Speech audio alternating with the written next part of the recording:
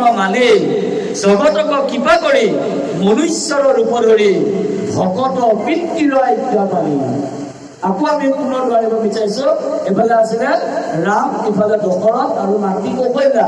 আকৌ আনফালে কৈবৰ্ণৰ চৰিত্ৰ, এফালে আছিলে হিৰণ্যকশিপু, প্ৰহ্লাদ আৰু মাতৃ আছিলে কোন? মাতৃ আছিলে প্ৰহ্লাদৰ মাতৃ আছিলে কোন? এগৰাকী প্ৰহ্লাদৰ মাতৃগৰাকী আছিলে কয়াধু। তেতিয়াহ'লে ভাবি চাওকচোন, একেজনে সন্তান, সেইজন সন্তানে কি কৰিছিলে? পিতৃক বিৰুদ্ধাচৰণ কৰিছে, মাতৃৰ বাক্য পালন কৰিছে।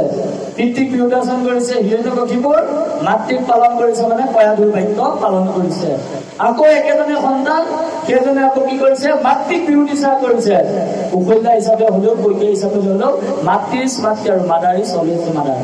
মাতৃক বিৰোধাচৰণ কৰিছে, পিতৃৰ বাক্য কিন্তু পালন। বাপেকে কবলৈ নাপালেই, শুনিলেহে বনবাসী হবলৈ তেওঁ ওলাই গৈছিলে।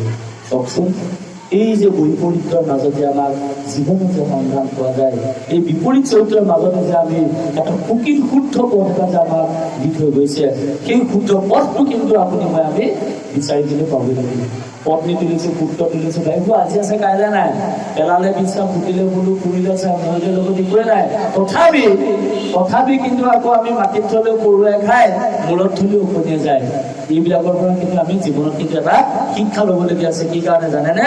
যে জানকী লক্ষ্মণৰ সংগে আগস্তিকত আগৰ পৰাই অনন্তৰে ৰামৰাই দণ্ডক বনতৰ বা যায় সপূৰ্ণকী ৰূপ ধৰি ৰাখিবে যত্ন ধৰি কাণৰ নাক কাটিবে লাগয় মহাৰাজ পায়াতায় কৰ দুখন অৰতায় গোচৰ দিবেক দুখে যাই 14 কোটি নিশাচৰ একেশ্বৰে ৰঘুবৰ সমৰত বুধিবা লীলাই।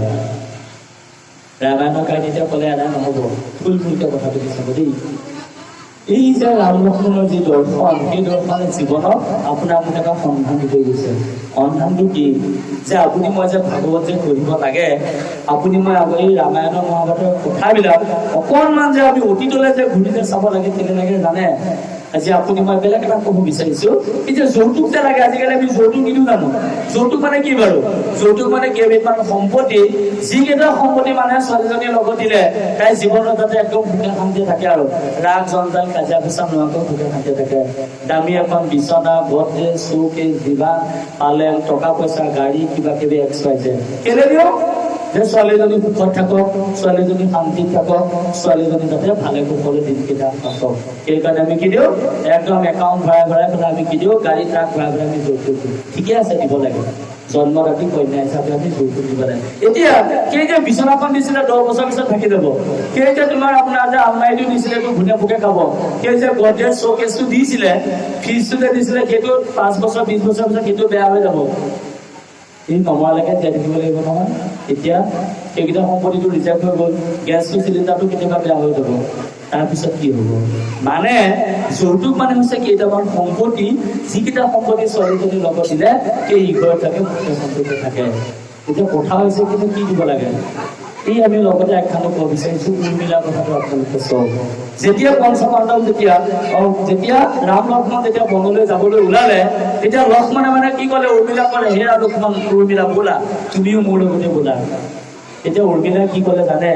হে স্বামী, কওকচোন, আপুনি জংঘলত গৈ দাদা নবৌক চোৱা চিতা কৰক, কিন্তু ময়ো যদি আপোনাৰ লগতে গুচি যাওঁ, 3জনীকৈ মা আছে, কৈকেয়ী আছে, কৌশল্যা আছে, সুমিত্ৰা আছে, 2টাকৈ দেৱৰ আছে, ভৰত আৰু শত্ৰুঘ্ন আছে, হয়নে বাৰু?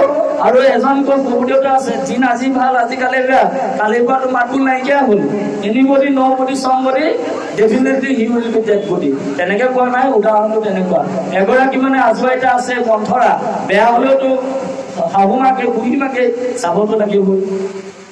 ময়ো যদি আপোনাৰ লগত জংঘললৈ গুচি যাওঁ, তেতিয়াহ'লে এই মাকেইজনী, দেওৰ কেইটা, ভাইটি কেইটা কোনে চাব? যাওক, আপুনি দাদা নবৌক জংঘলত চোৱা চিতা কৰক, আৰু মই এই পৰিয়ালখিনি মই চোৱা চিতা কৰোঁ। এদিন দুদিন নহয়, 1 বছৰ 2 বছৰ নহয়, 10 বছৰ 11 বছৰ নহয়, 14 বছৰ পুৰণ 365 দিন হিচাপ কৰি চলে যাব। এতিয়ালৈকে 365 দিনীয়া বছৰ আছিলে। নিজৰ একদম ঘৰুৱা ভাষাত ক'বলৈ গ'লে নিজৰ পাতিমতাটো এৰি থৈ পেলাই 14 বছৰ তেওঁ কি কৰিছে? তেওঁ নিজৰ স্বামী সেৱা কৰা নাই, ঠিকে আছে, কিন্তু স্বামী ৰূপে তেওঁ মাতৃ সেৱা কৰিছে, শহুৰ সেৱা কৰিছে, শাহুৰ সেৱা কৰিছে, নিজৰ দেৱৰকো সেৱা কৰিছে।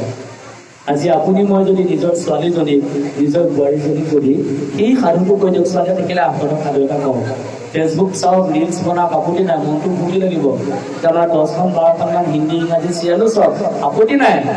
কিন্তু সেই ছোৱালীজনীক যদি সেই সাধুটো যদি শিকায়, তাই যদি তোক আচোন তোক বুলি তুই মানে তোক মই উৰ্মিলা সাধুটোকে কওঁ, বিশ্বাস ৰাখক, যদি সেই ছোৱালীজনী যদি অকণমান ধৈৰ্য ধৰি যদি শুনে, জীৱনত কেতিয়াও তেওঁ নিজৰ শাহুৱেকৰ প্ৰতি বেয়া আচৰণ নকৰে, জীৱনত কেতিয়াও নিজৰ দেওৰেকৰ প্ৰতি তেওঁ মানে বেয়া ভাৱ মনলৈ নানে, জীৱনত কেতিয়াও তেওঁ বেলেগ হৈ পেলাই বোলে লোকৰ ঘৰত বেলেগ হৈ পেলাই ৰুমত গৈ পেলাই ভাড়াত থাকিবলৈ নাযায়।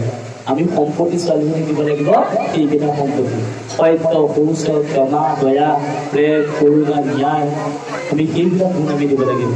আমি দিওঁ কিমান 5 লাখ 10 লাখ 20 লাখ, কোনো ধৰণৰ প্ৰয়োজন নাই। লাখ টকা দিয়ক, কোটি টকা দিয়ক, মনত কিন্তু সুখ নাই, মনত শান্তি নাই।